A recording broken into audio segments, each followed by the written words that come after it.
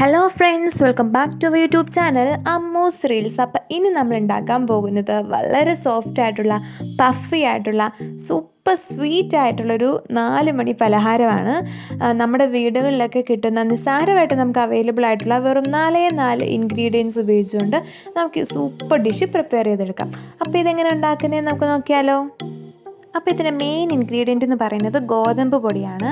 നമുക്ക് പാക്കറ്റിലൊക്കെ അവൈലബിൾ ആയിട്ടുള്ള ആട്ടയില്ലേ, അതാണെങ്കിലും മതി. ഞാനിവിടെ യൂസ് ചെയ്തിരിക്കുന്ന ആട്ടയാണ്. അപ്പോൾ നമുക്ക് നല്ല ആട്ടമാവിനകത്തോട്ട് അല്ലെങ്കിൽ ഗോതമ്പ് പൊടിക്കകത്തോട്ട് നല്ല തിളച്ച ചൂടുവെള്ളം, അത് പ്രത്യേകം ശ്രദ്ധിക്കണം. നല്ല അടുപ്പിൽ നിന്ന് ആ ഒരു തിളയോടുകൂടി എടുത്തിട്ടുള്ള ആ ചൂടുവെള്ളം വേണം. ലൈറ്റായിട്ട് ഇളം ചൂടുവെള്ളം ആവില്ല, നല്ല തിളച്ച ചൂടുവെള്ളം എടുക്കണം. അത് നമുക്ക് ഇതിനകത്തോട്ട് പതിയെ ഒഴിച്ച് മിക്സ് ചെയ്യണം. പതിയെ അത് നല്ല രീതിയിൽ മിക്സ് ചെയ്തെടുക്കണം.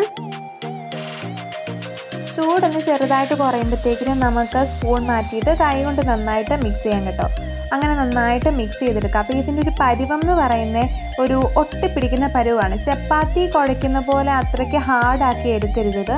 ഒരു നമ്മുടെ കയ്യിൽ ഇങ്ങനെ മാവ് ഒട്ടിപ്പിടിക്കുമല്ലോ, ആ ഒരു പരുവാണ് ഇതിങ്ങനെ കുഴച്ച് നമ്മൾ എടുക്കേണ്ടത്. ഇനി നമുക്ക് അടുത്ത് ചേർക്കേണ്ടത് തേങ്ങയും അതുപോലെ ശർക്കരയുമാണ്. അപ്പോൾ ഞാനിവിടെ തേങ്ങ കൊത്തും എടുത്തിട്ടുണ്ട്, അതേപോലെ തേങ്ങ ചിരകിയതും എടുത്തിട്ടുണ്ട്. അപ്പം നിങ്ങൾക്ക് വേണമെങ്കിൽ തേങ്ങാക്കൊത്ത് അവോയ്ഡ് ചെയ്യാം. നമുക്ക് കഴിക്കുമ്പോൾ ചെറിയൊരു കടിക്കാനൊക്കെ കിട്ടുമല്ലോ എന്ന് ഓർത്തിട്ടാണ് തേങ്ങാക്കൊത്ത് എടുത്തേക്കുന്നത്. അത് ഞാൻ നേരത്തെ തന്നെ നെയ്യിലൊന്ന് വഴറ്റി ഒന്ന് വെച്ചിരിക്കുന്നതാണത്.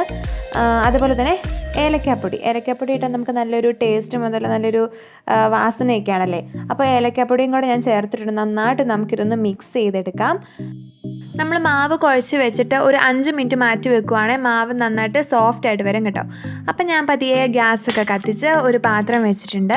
അതിനകത്തോട്ട് ഞാൻ വെളിച്ചെണ്ണയാണ് ഒഴിച്ചു കൊടുക്കുന്നത്. ഓയിലിനേക്കാളും നല്ല ടേസ്റ്റായിട്ട് വരുന്നത് വെളിച്ചെണ്ണയായിരിക്കും. അതേപോലെ തന്നെ എൻ്റെ കയ്യിൽ ഞാൻ കുറച്ച് വെളിച്ചെണ്ണ തൂക്കുന്നുണ്ട്, മാവ് ഒട്ടിപ്പിടിക്കാതിരിക്കാൻ വേണ്ടിയിട്ടാണ്. അപ്പോൾ ഞാനിങ്ങനെ ഇച്ചിരിയായിട്ട് കുറച്ചെടുത്ത് എണ്ണയിലോട്ട് ഇട്ട് കൊടുക്കുക.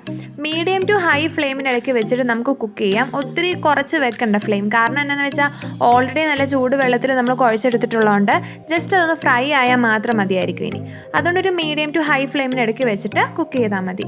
അതുപോലെ തന്നെ ഒരു ചെറിയൊരു ഗോൾഡ് ബ്രൗണിഷ് കളർ ആകുമ്പോഴത്തേന് പതിയെ എടുക്കാം. ഒത്തിരി ബ്രൗൺ ആകാൻ കാത്തിരുന്നാൽ ഇത് തണുത്ത് കഴിയുമ്പോൾ ഭയങ്കരമായിട്ടും കറുത്തിരിക്കും.